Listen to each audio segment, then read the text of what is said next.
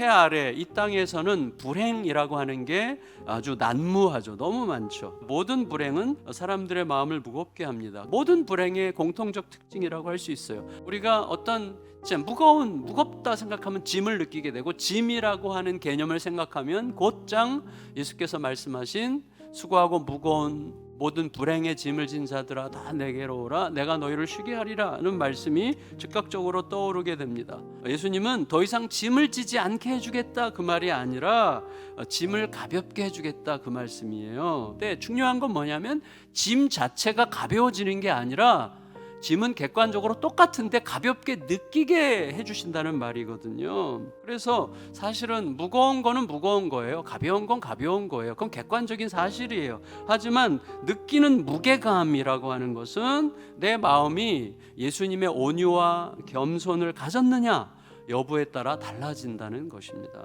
그러면 예수님의 온유와 겸손의 실체가 뭘까요? 우리가 보통 어떤 사람을 두고 저 사람 참 온유해, 저 사람 참 겸손해 이렇게 말할 때 대개 거기에는 어떤 느낌이 있어요? 마주 앉아서 대화하는 게 별로 꺼리껴지지 않는 사람, 같이 있어도 불편하지 않은 사람, 대개 그런 느낌이 있죠. 그런데 만일에 그렇다면 우리가 보통 기대하는 온유와 겸손은 예수님의 온유와 겸손과 다른 거예요. 예수님은 부담 없이 상대할 수 있는 분이 아니었어요. 본질보다 형식을 중하게 여기는 행태, 그리고 허례허식과 탐욕의 현실을 비난하시고 더럽혀진 성전을 거의 폭력적으로 정결케 하신 예수님의 고집은 누구도 꺾을 수 없었죠. 그 예수님의 온유와 겸손은 이거죠. 오직 예수님과 하나님 사이의 영원한 관계가 우리에게 드러나는 방식이 온유와 겸손이에요. 하나님에 대한 완전한 신뢰, 하나님에 대한 완전한 맡김 때문에 우리에게 나타나는 방식. 그러니까 예수님께서 말씀하시는 온유와 겸손은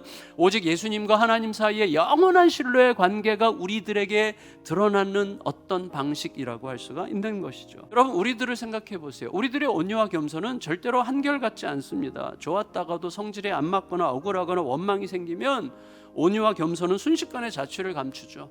뜻이 꺾이고 외면을 당하면 막 순식간에 비참해지는 게 우리들의 형편 아니겠습니까? 근데 예수님은 어때요? 모든 사람들이 예수님을 찬양하면서 막 왕이라고 막 이렇게 할 때도 아주 지극히 초라한 어린 나귀를 타고 예루살렘에 입성하시는 분이시고, 십자가 같은 이 우주에서 가장 무거운 짐을 지시기 전에도 예수님은 내 짐은 가볍다라고 말씀하시는 분이시고, 끝까지 하나님에 대한 절대적 신뢰로 우리에게 하나님과의 관계를 나타내 주셨죠. 그래서 예수님의 온유와 겸손은 특정한 어떤 도덕적인 태도나 어떤 도덕적인 성품이 아니라 하나님과 연합한 영원한 관계, 그 영원한 관계에 대한 절대적 신뢰에서 솟아오르는 아주 자연스러운 표현이었다고 할 수가 있겠습니다. 우리는 다만 귀 기울여 그분의 말씀을 따르기만 하면 됩니다. 그때 우리들의 모든 지금은 가장 아름다운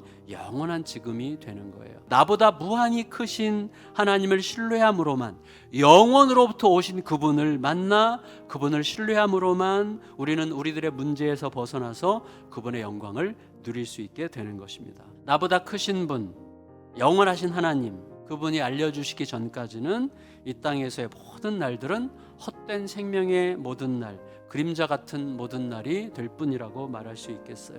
여러분, 하지만 무한하심을 이 땅으로, 영원을 지금으로 끌어와서 영원한 지금의 실체가 되신 예수님 덕분에, 예수님은 뭐예요? 예수님의 존재 자체가 영원한 지금이죠. 영원하신 하나님이 지금을 사는 사람이 되셔서 영원한 지금의 실체로 우리 곁에 계셨잖아요. 그리고 예수로 살라 우리에게 이야기하죠. 주님은 우리를 그런 존재로 부르셨어요. 내가 어떻게 보일까? 사람들이 나를 어떻게 생각할까? 여기에 대한 관심이 점점 희미해지고 작아져요. 하나님과의 관계만이, 하나님과의 사랑과 신뢰의 관계만이 나의 모든 관심이 되면 아주 담대하게 행하면서도 결과는 주님께 온전히 맡길 수 있는 위대한 그리스도의 길을 걷게 되는 것이죠. 그러한 길로 부름받은 우리 모두가 그 삶을 아름답게 살아낼 수 있게 되기를 예수님의 이름으로 축원합니다. 아멘.